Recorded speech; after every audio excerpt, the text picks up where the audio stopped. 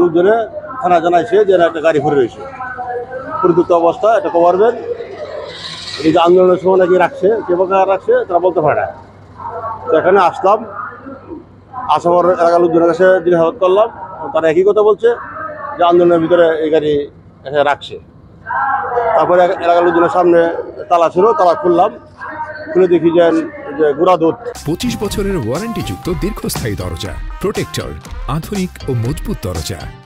গুড়া দুধের প্যাকেট আছে কিছু, এই অবস্থা আমি পাইলাম এবং এটা জব্দ করলাম। আপাতত থানায় নিয়ে গেলাম, 2 মালিক পাওয়া যায়, মালিক পাওয়ার সন্ধান চেষ্টা করবো।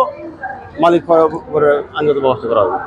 যে মাল পাইছি এই মাল আপাতত জব্দ করা আছে। গ্যামজাম হয়েছে, তারপরে রাতেই এখানে আসছে গাড়ি, সেদিন যা পড়া রয়েছে গাড়ি পড়ে আছে গন্ডকালের পর থেকে।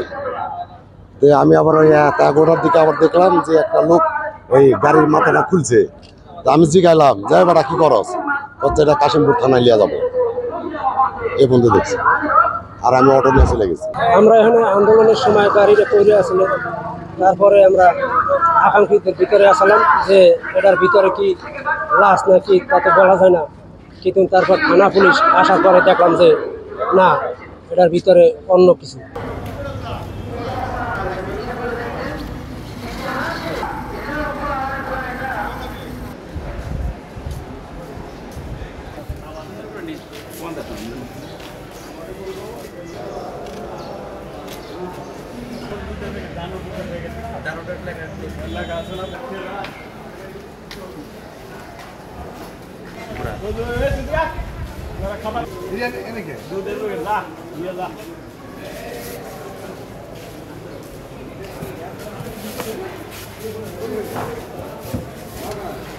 এদিকে